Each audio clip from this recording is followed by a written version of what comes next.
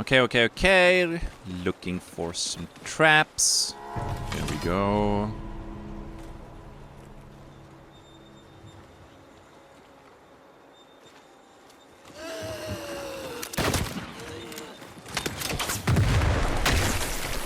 Well, I guess today we're gonna have an explosive intro.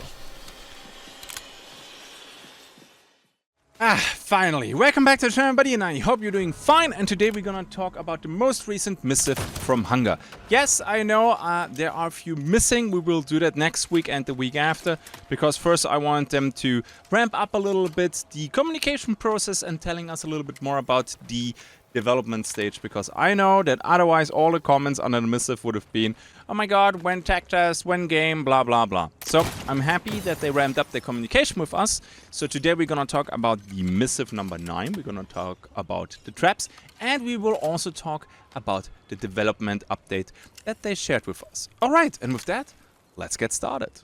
Sweet, missive number 9, traps. Hello living! Not every threat in Hunger comes from what you can see. Some are waiting, buried beneath leaves, coiled behind a doorway, or sitting in silence just long enough to make you question the ground you walk on.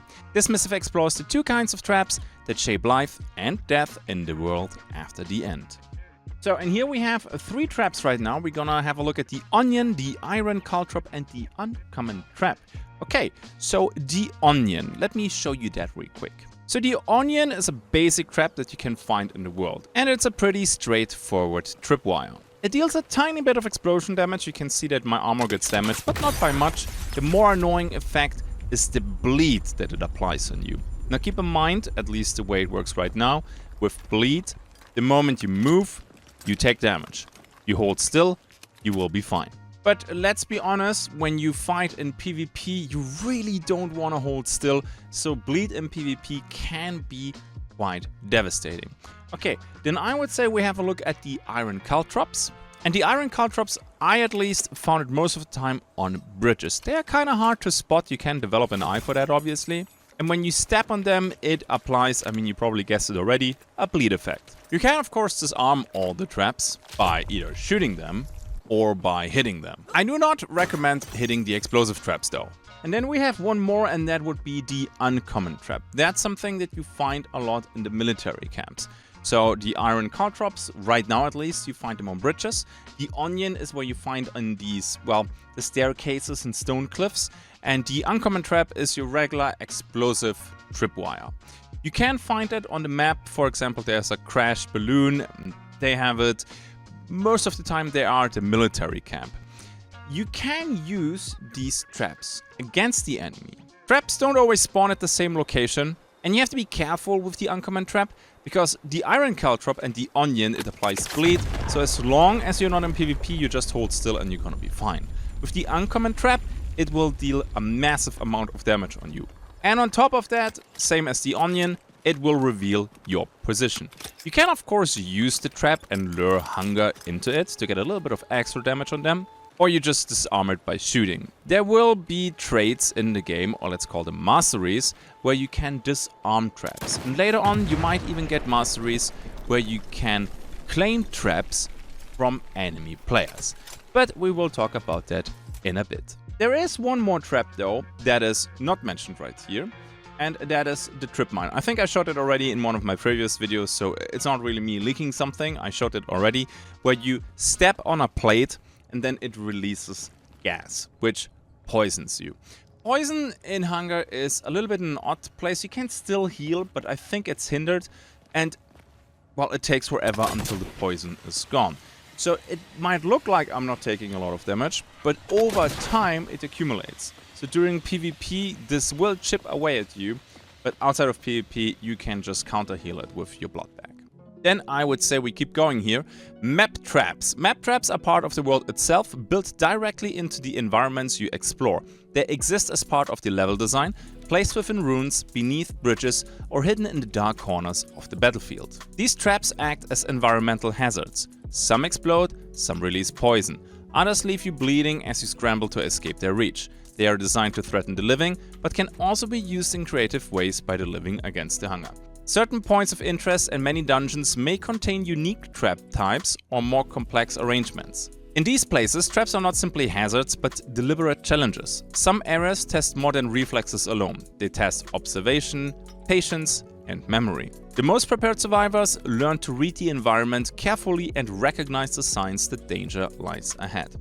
And this is something that I can't remember if I actually encountered that already in the dungeons. Sadly, I was not able to do a video about that yet. I absolutely would love to, but they are still reworking so much that we decided to not do that right now. I'm looking forward to some mina traps, maybe even some puzzles where you get punished when you do it wrong. Really eager to see what they are cooking with this one.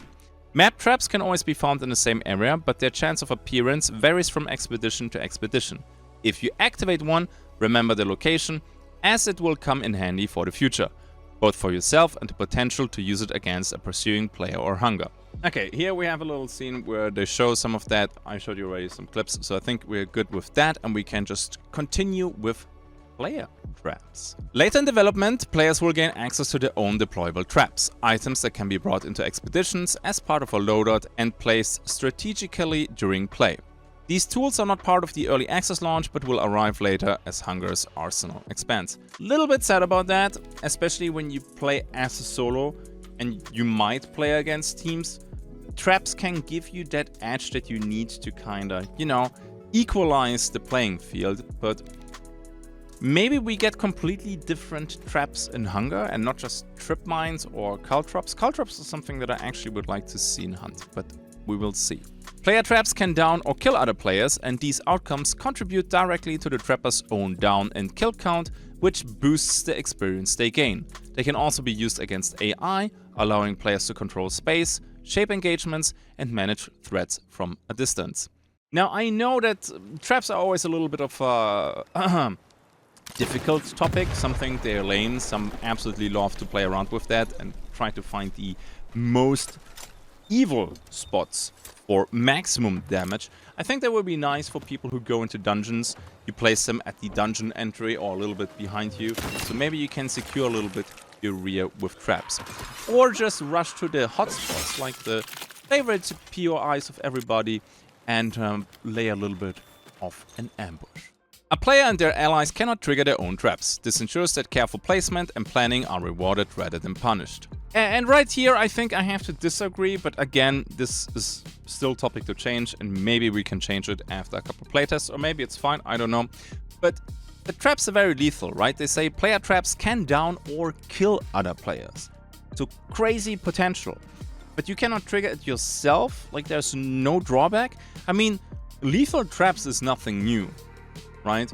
You can build some in Arc Raiders, you can build some in Hunt, obviously, with the Alert Troop Mine, Dark Dynamite Satchel combo. And I think even in Tarkov nowadays it's possible, although I didn't play Tarkov in a very long time. And then there is no drawback, so if you step into a trap, you should get punished for that.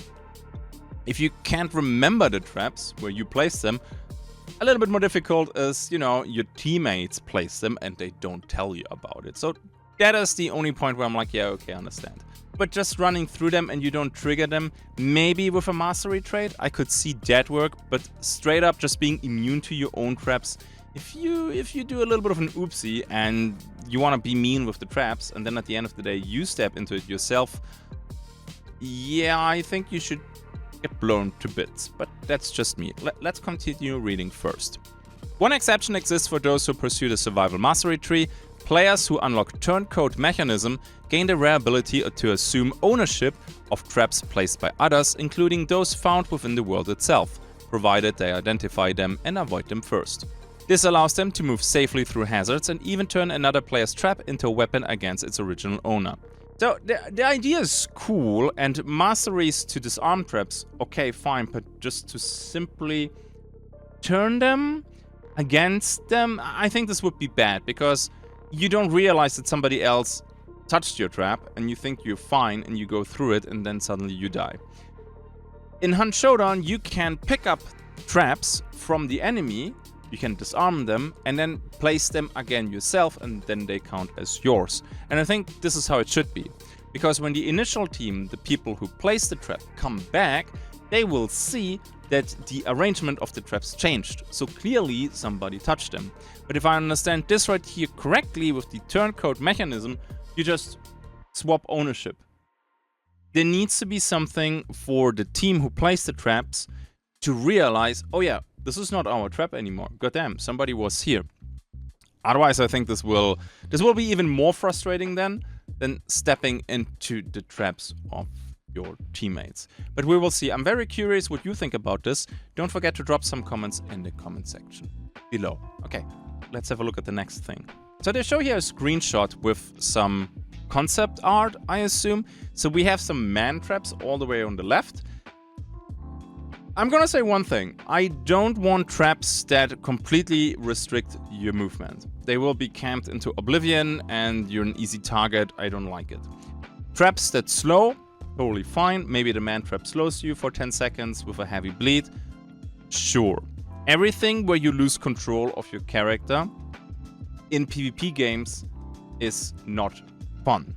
So they really need to be careful with that. Otherwise, a man trap, ooh, yeah, I'm looking forward to place a couple of those. And then we have the regular common grenade that explodes. They're placing that in our head, and you can see a trip mine. So when you know, cut off the heads of a drag, can you then place grenades in their mouth? And when somebody else tries to loot the drag, they blow up? I mean, this is just a wild fantasy, but would be cool. They can also do completely different traps, because I think they even talk about some other effects in a bit. Masteries and the art of trapping. Traps are not only to be feared, they can be mastered. Through progression in the survival mastery tree, players can unlock tools and abilities that make traps easier to detect, disarm, and, as mentioned above, convert into their own control. For those who invest in this path, the battlefield itself becomes an extension of their strategy. Every hazard, every snare, another weapon to be turned against the unwary. In addition, as Hunger expands, more and more trap types will be added to the maps. Both ancient traps found in levels, as well as those to be placed by the player.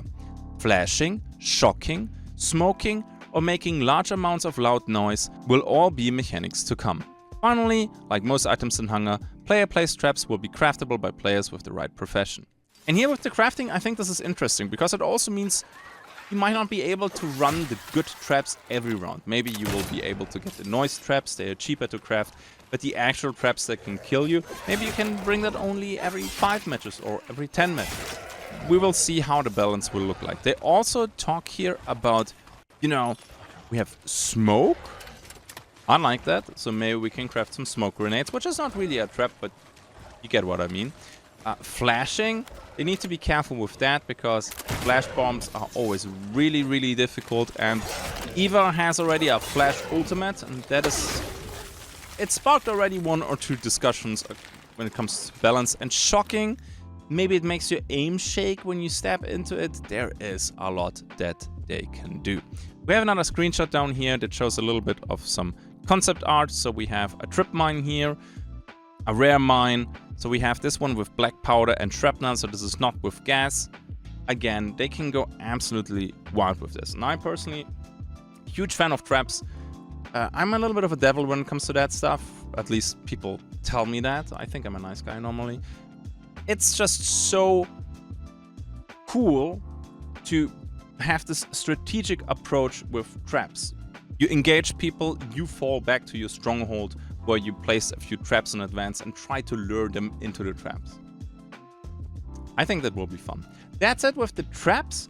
I would say we switch now to the development update that they shared with us. Okay, so this is maybe even more important and more fun than the traps missive. So let's talk about the development update. Good progress continues to be made on scaling our backend stack. In addition to this work, the current focus is on matchmaking and continued polish across the game. Sweet. Matchmaking will absolutely be necessary for this game. Maybe we do it like Arc Raiders, not with the friendly lobbies. I think that is BS, but it needs to be fair. It will not be perfect, because I think it's totally impossible to make the perfect matchmaking. But in a game like Hunger, where you have character progression and gear and stuff like that, the absolute newbies should not play against the veterans. Alongside this, the team continues to carry out general polish across the game. This includes performance improvements, system refinements, bug fixing, ongoing balance work, and the addition of further atmospheric detail across our maps. Yeah, and one of these atmospheric details is Eloise talks already to you. She says hello and she says goodbye. And I can't wait until she has a full dialogue for the quests and everything. Oh good, you're back. Be careful out there. Hello. Mind the wind along the wall. One system currently in development is staged reloads. This will allow players to interrupt a long reload to return to the weapon and resume the reload from the stage they previously reached. Because many of our weapons have multi-step reload processes, implementing this requires a significant amount of manual work across the weapon roster. As a result, we prioritize this work after making major updates to the mastery tree. Yeah, and this is something that I can't wait for. I played the early days where you could not reload while sprinting. Now there's a mastery for that, and then they put the mastery very into the early levels, so you can get that very quickly. It's just something that we need in this game, especially when you have very slow reloading rifles, for example the Louisville. And yes, you can reload while sprinting, but sometimes a drag attacks you, you have to switch to melee. Sometimes you need to vault, and then, you know, you want to jump over a fence.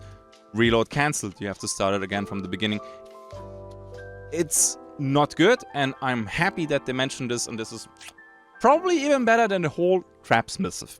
But let's continue. Players will also see balance adjustments across the entire weapon roster. We have worked to smooth the highs and lows between weapons so that the overall power curve remains intact, while reducing extreme outliers and damage spikes. Early weapons, particularly flintlock and ramrod weapons, can now be specialized into earlier through the mastery tree in ways that make them genuinely formidable.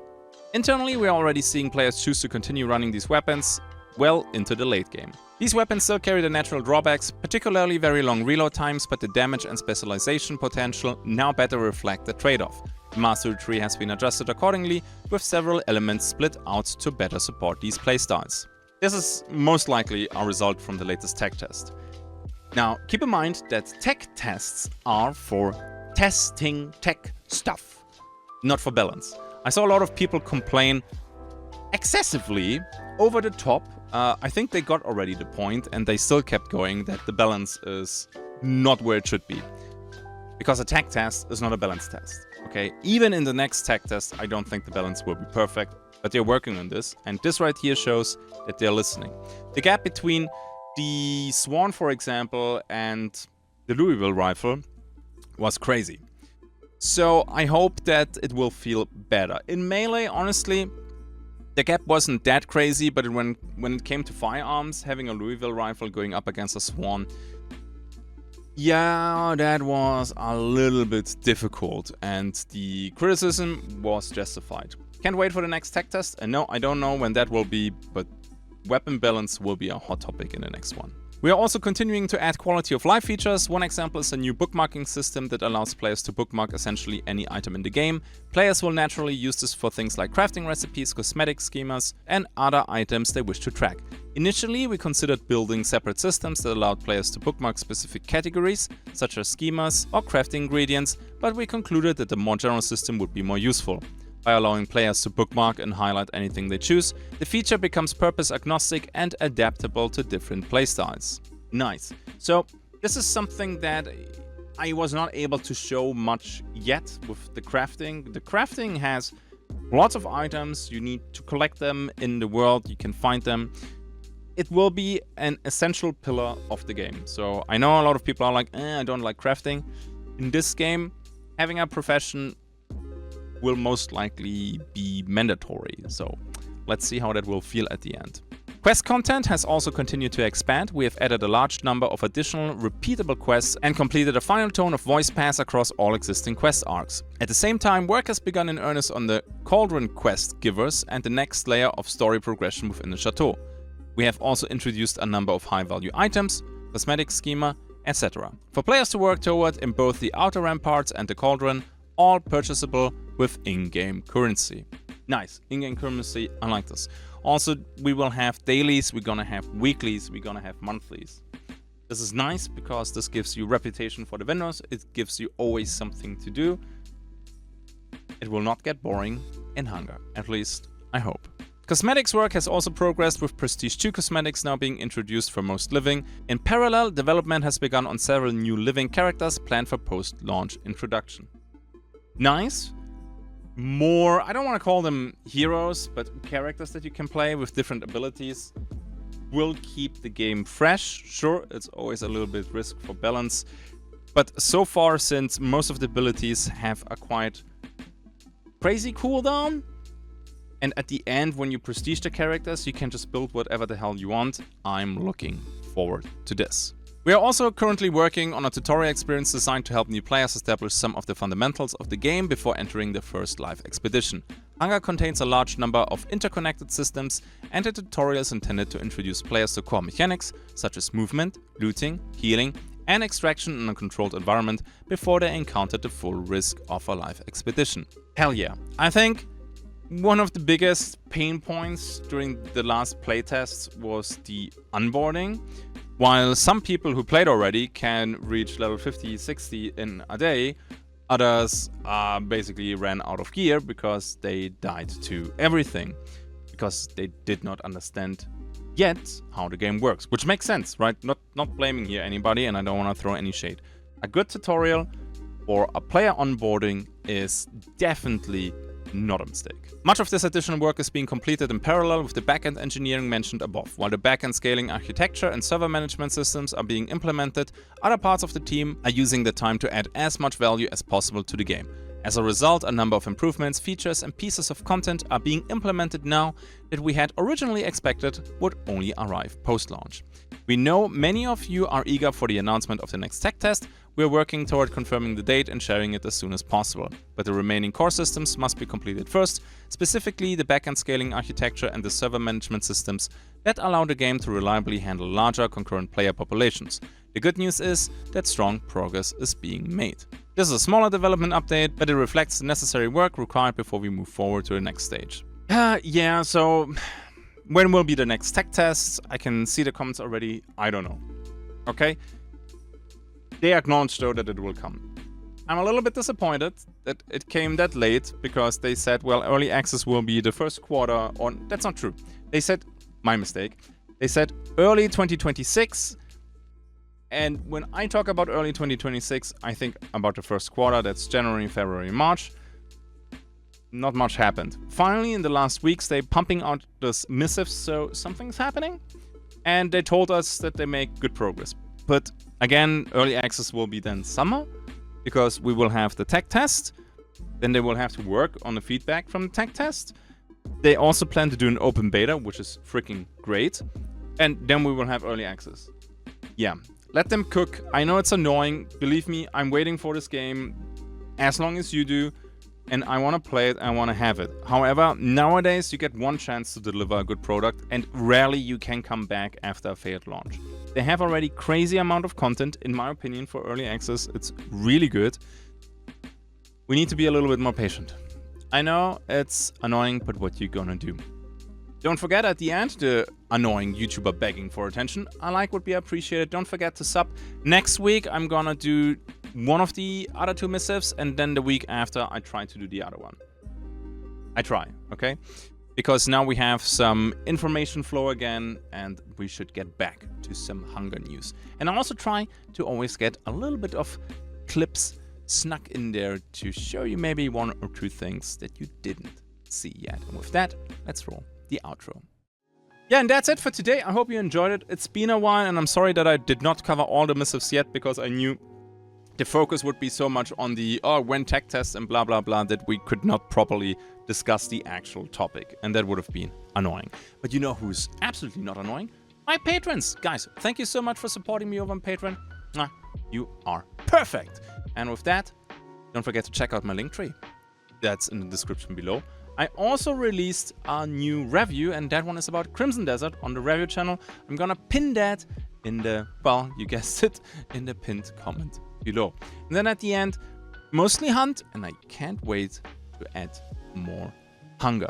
I see you in the next one. Until then, have a good day, and bye-bye.